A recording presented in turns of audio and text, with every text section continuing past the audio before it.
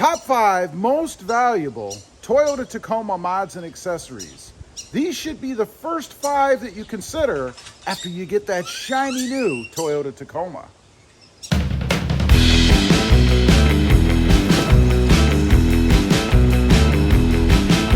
Well, good afternoon, everybody, and welcome back to Robmotive. Real quick, if you haven't before, go ahead and smash that subscribe button and click that notification bell so that you don't miss out on any upcoming videos. I thought it would be interesting because I get a lot of questions on the channel and I see a lot of questions out there on the interweb about what mods should I do first to my Toyota Tacoma? What mods are the most valuable or really the most useful? I'm not talking about from a monetary standpoint because really all of these mods are pretty inexpensive, pretty easy to get as well. So let's run through, let's talk about it. What are the top 5 most valuable Tacoma mods and accessories?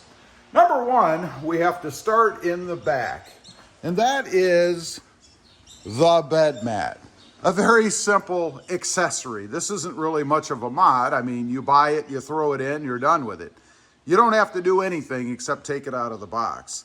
But for those of you who may be new to the Tacoma world, the bed of the Tacoma is composite plastic. You can see up there, it's all the same material, and it is very slippery. I've done some videos in the past, threw a cooler and some other stuff back here, and then went out for a ride. You can see in those videos, they slide all over the place. This accessory, the bed mat, takes care of that. This particular one, which is an OEM style bed mat, if not OEM, I don't recall, it's like glue when you sit things in here. They stay put, they don't flip-flop all over the place, and they keep your stuff protected. Now, you don't really have to go with an OEM version. They are more expensive. You can pick up a rubber mat, I believe it's a horse stall mat, at Tractor Supply. Cut it to the size that you want, and you're done. It'll cost you about 70 bucks, something like that. Next up is the Sprint Booster. I've got several videos on the channel about it, and I wouldn't keep talking about it if it didn't make such a profound difference in the Toyota Tacoma. The Tacoma comes with a lag. For some reason, probably fuel economy, who knows why, Toyota builds a lag into the Tacoma, and it's horrible. What the Sprint Booster does is it gets rid of that lag. When you hit the accelerator, it goes. It gives you access to the power that the Toyota Tacoma has. And it completely changes the driving experience. You know, I remember the day that I put it in my truck. It was amazing to me. I'll leave links down below, by the way. You can check out the install videos or find information on all these mods if you're interested. But the Sprint Booster, definitely the way to go if you're looking for a more enjoyable Toyota Tacoma driving experience. Next up, number 3 is window tint. All you have to do are the front 2 windows because the rest of the truck comes tinted from the factory. Now, that's if you want to stay relatively moderate, I suppose, on the darkness of the tint that you're going with. You can see sitting here in the garage, mine is pretty dark. Now, you can see through, you can see the wall over there. Anything bright on the other side, you can see in the darkness. Now, out in the sunshine, where it's really bright outside, it appears to be very dark. Now, I will say mine is not legal. It is 20%. I think the area I'm in, legal, is around 34, 36%, something like that, which to me is not enough. My goal in tinting is always to try to match up the windows, what comes from the factory. And you can see it's pretty darn close. It could be just a tad different, but really not enough to quibble about, in my opinion. The benefits of the tint, well, obviously, they cut down on the sun coming into the truck.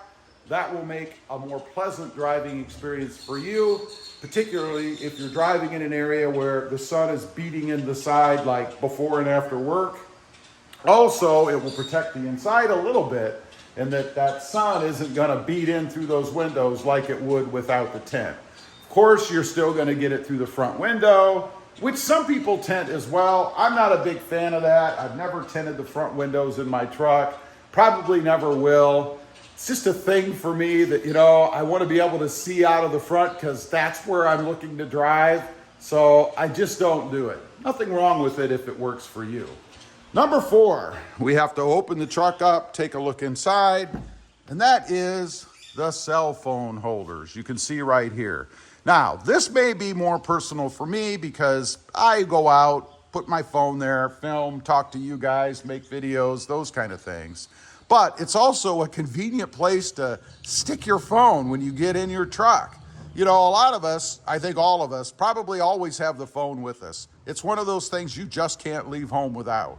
And it's really nice to be able to just stick it up there on that magnet. Mine does have a little plate on the back of the phone. Sticks up there to that magnet. I've never had one fall off. I'm pretty sure that with this particular setup, you could actually go off-roading, bounce around a bit, and the phone isn't going to go anywhere. It keeps it up in your eyesight, if you will, or line of sight, so that you can still keep your eyes on the road, which is the most important part, while only having to glance over to see the phone. You know, if you're getting some sort of a text message or an email or something that you know we all want to check real quick while we're out driving, definitely a must-have, at least of some sort, some kind of a cell phone holder to keep your phone in a good position.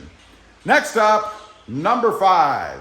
This one is a pretty cool mod. I dig this. My truck did not come with HomeLink.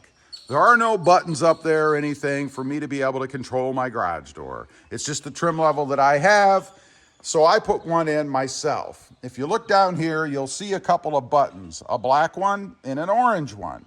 Now, for me, the orange one, and I went with orange, you can get these in all kinds of different colors, to match the theme of the truck, the orange that I have going on all over the truck.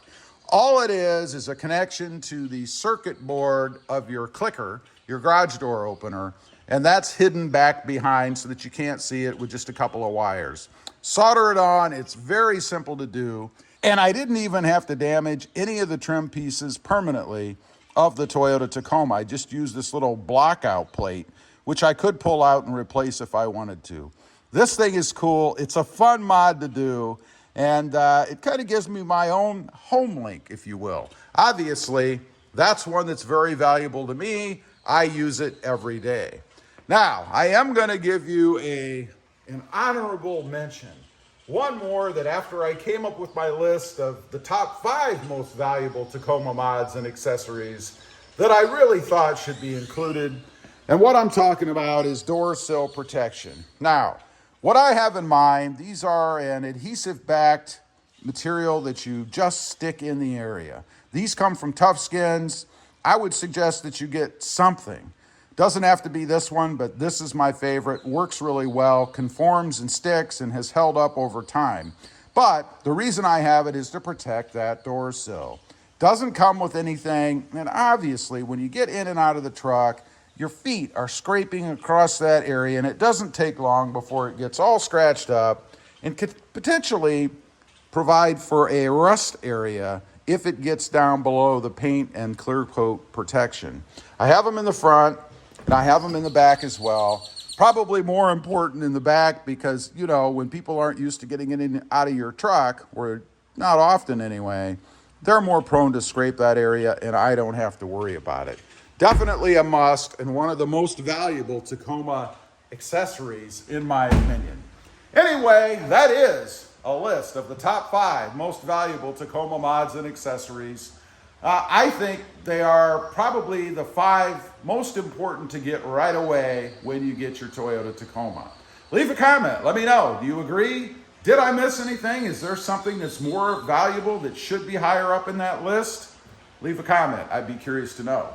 Also, real quick, if you didn't in the beginning, make sure you smash that subscribe button and click that notification bell so that you don't miss out on any upcoming videos. I do have 2 additional channels. Robmotive JT, all about the Jeep Gladiator and a little bit of Jeep Wrangler. And my newest edition, Robmotive MT, all about mini trucks. Right now, the Hyundai Santa Cruz.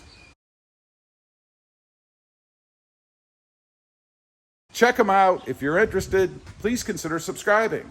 Thanks for watching. Stay safe out there. Bye.